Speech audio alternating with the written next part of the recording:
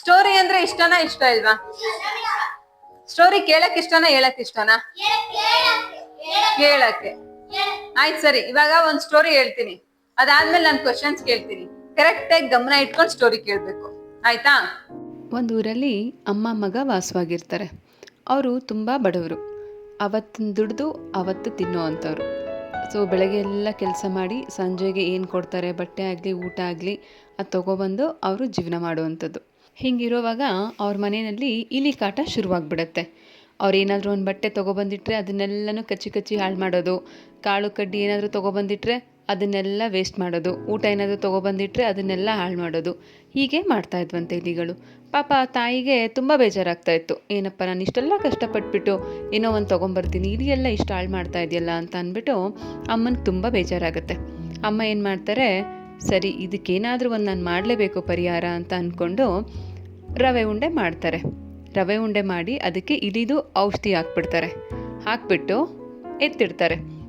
ರಾತ್ರಿಗೆ ಈ ರವೆ ಉಂಡೆಗಳನ್ನ ಮನೆ ಎಲ್ಲ ಮೂಲೆಗಳಿಗೂ ಇಟ್ಬಿಡೋಣ, ರಾತ್ರಿ ಇಲಿಗಳು ಬರುತ್ತೆ, ಆವಾಗ ಇಲಿಗಳು ಇದನ್ನು ತಿನ್ನತ್ತೆ ಅಂತ ಅಂದ್ಬಿಟ್ಟು ರವೆ ಉಂಡೆ ಮಾಡಿ ಎತ್ತಿಟ್ಬಿಟ್ಟು ಎಲ್ಲ ಹೋಗಿರ್ತಾರೆ. ಅವ್ರ ಮಗ ಬರ್ತಾನೆ, ಅವನಿಗೆ ಈ ರವೆ ಉಂಡೆ ಕಾಣಿಸ್ಬಿಡತ್ತೆ.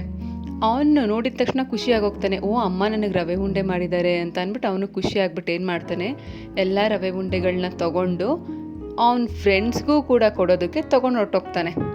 ಸೊ ಮಕ್ಕಳೆಲ್ಲ ರವೆ ಉಂಡೆ ನೋಡ್ತಾರೆ, ಅವರು ಖುಷಿಯಾಗೋಗುತ್ತೆ, ಎಲ್ಲನೂ ತಿಂದ್ಬಿಡ್ತಾರೆ. ಆ ರವೆ ಉಂಡೆ ತಿಂದಿದ್ದಷ್ಟು ಮಕ್ಕಳು ಕೂಡ ಪ್ರಾಣ ಬಿಟ್ಬಿಡ್ತಾರೆ. ಅಮ್ಮಂಗೆ ತುಂಬ ಬೇಜಾರಾಗೋಗುತ್ತೆ.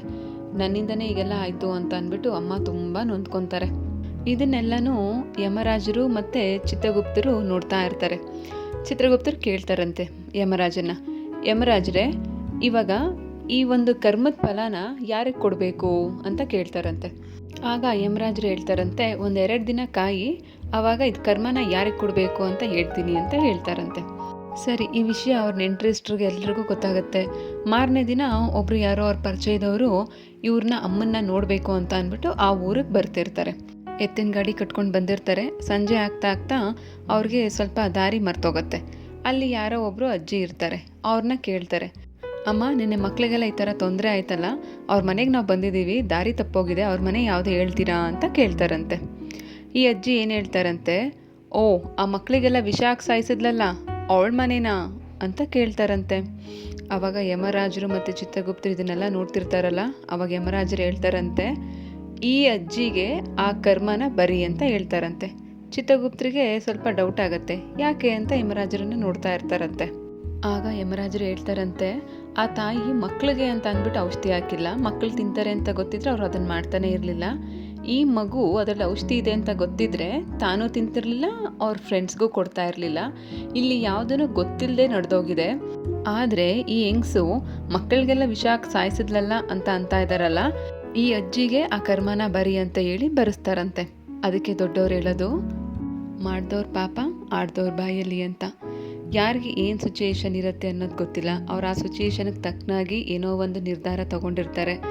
ಅವ್ರ ಪರಿಸ್ಥಿತಿನ ಅರ್ಥ ಮಾಡ್ಕೊಂಡಂಗೆ ನಮಗೆ ತೋಚಿದಂಗೆ ನಾವು ಮಾತಾಡ್ತಾ ಇದ್ದೀವಿ ಅಂತ ಅಂದರೆ ಅವ್ರು ಗೊತ್ತಿದ್ದು ಮಾಡಿದಾರೋ ಗೊತ್ತಿಲ್ಲದೆ ಮಾಡಿರ್ತಾರೋ ಆ ಪಾಪನ ನಾವು ಕಟ್ಕೊತಾ ಇರ್ತೀವಿ. ಒಳ್ಳೇದು ಮಾಡೋಕ್ಕಾಗದೆ ಹೋದ್ರೂ ಕೂಡ ಕೆಟ್ಟದಂತೂ ಮಾಡೋಕ್ಕೆ ಹೋಗ್ಬಾರ್ದು.